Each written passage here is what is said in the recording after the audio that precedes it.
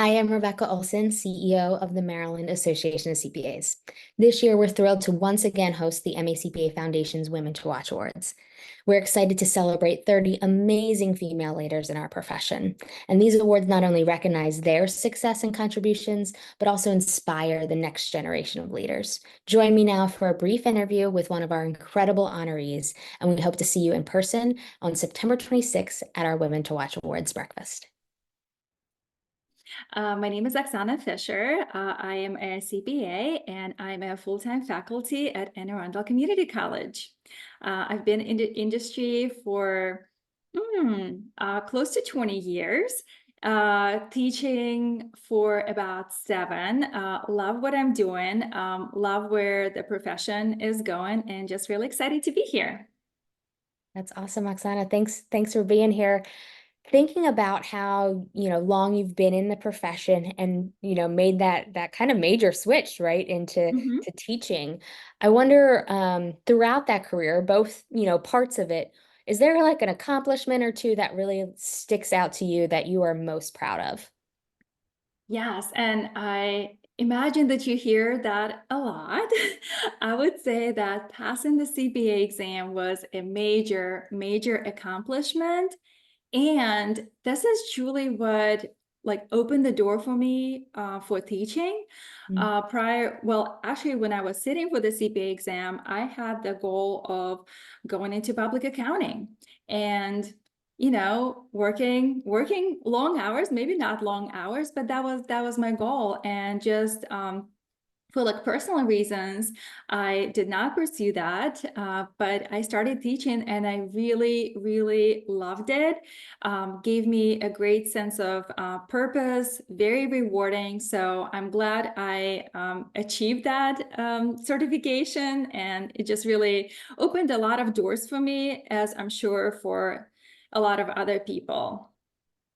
That's awesome. A unique path, but obviously a very, very important path for our profession. I wonder, in your career journey, of course, thus far, has there been a mentor or a role model that you've really leaned on or have really inspired and influenced you? Yes, and I can think of quite a few, honestly. There are always people that really support you along the way. I don't think anybody got where they are right now without any help and any mentorship.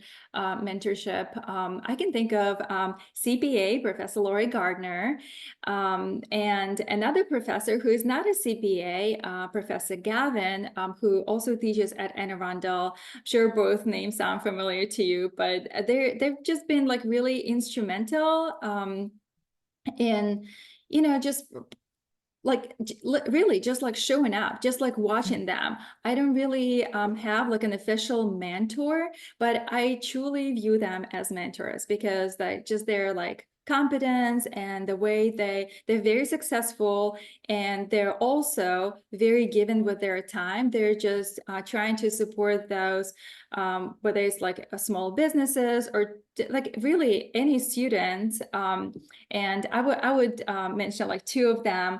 And I have a very close personal friend, like Jolene, and just her standards are, so high, always gives 110%. And just looking at those people, I think just makes me a better person. Awesome to have those people living out those values that you can watch and really inspire you to in your own journey, right? It might look different than theirs, but to use those role models is fantastic. And as a professor, as a teacher, you get to do that for students every day, right? It's kind of embedded in your role in a unique way. I wonder, as you've seen the profession evolve, and you get to talk with young people every day. What advice do you give young people that are entering this fantastic profession? Oh my gosh, just today, literally just today, I talked to my students about careers in accounting and how the opportunities are really, really endless. And a lot of students come and they want to start their own business, or maybe they're like computer science major, or maybe they're human resources major. I always tell them that accounting is like accounting knowledge is so good to have no matter where you work. So just giving them like encouraging them to pursue it a little bit more. I've had some students that switch their major because they really like accounting, but I try to like emphasize that the industry is changing. Accountants are, as a profession, we're striving for a more like work-life balance, which is, been a struggle for a long time. We are trying to increase those starting salaries, so there is some improvement on that end, and that it is a really competitive industry. You always have like your job security, but you have so many opportunities, and also, which is very important with students, Mhm. the earning potential is really, really high. Absolutely. And one of the things that we've seen, the National Pipeline Advisory Group really looking at tackling some of the pipeline shortage that we've seen in the profession. And they've come up with different things, and you've actually talked about a bunch of those, right? The career possibilities, raising starting salaries. There's a lot of work that we can do as a profession to really elevate awareness really for the profession and attract that next generation. One of the things that we've done at MACPA is really dig into helping to change the narrative, right? You talked about sometimes the long hours, or maybe this negative view that maybe people outside the profession, or sometimes even in the profession, have about the work that we do. And we're trying to change that narrative by really focusing on the purpose, right? The ultimate impact of the work that CPAs do and how that impacts the economy and society in our communities, of course. So we're calling that CPA Purpose Initiative or campaign. And so for you, Oksana, what would you say your CPA purpose is, and how does that motivate you?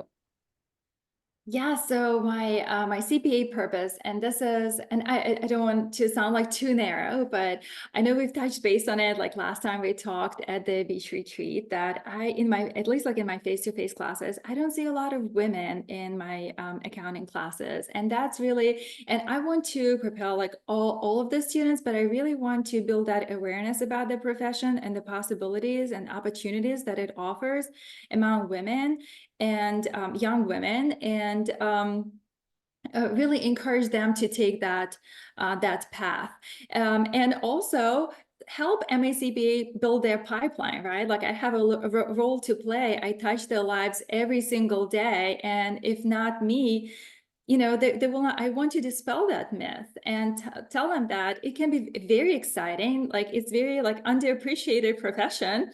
There are a lot of exciting things. So really try to show them the opportunities, and put it on their radar. Not really push them, but let them make that decision. And if that's their calling, they'll know. Right. Yeah. Just present those opportunities to students. And in a lot of ways, you as a teacher are on the front lines of what, this pipeline or talent crisis that we are in, and interacting with the next generation every day. And that takes leadership, right? You have a role naturally as an educator to be a leader of the next generation. And so whether that looks like, leading amongst your colleagues or leading those students. And the Women to Watch Awards, of course, honors leaders, both experienced and emerging leaders in our profession. And so for you, Oksana, what does leadership look like? Being a leader means what? Yeah, I don't take my responsibilities like lightly, and I think that's one of the among many other qualities. One of the first qualities I would mention is just taking responsibility for the decision that you make, because as a leader, you may be in charge of a lot of decisions. So taking that responsibility, growing your team, and for me, it's also like growing my students and letting them blossom, and putting the right people in charge, not being afraid of change. And I will bring something from like my coaching program, being flexible, being open-minded, being adaptive to change. Those are the qualities of the leader that like I think first.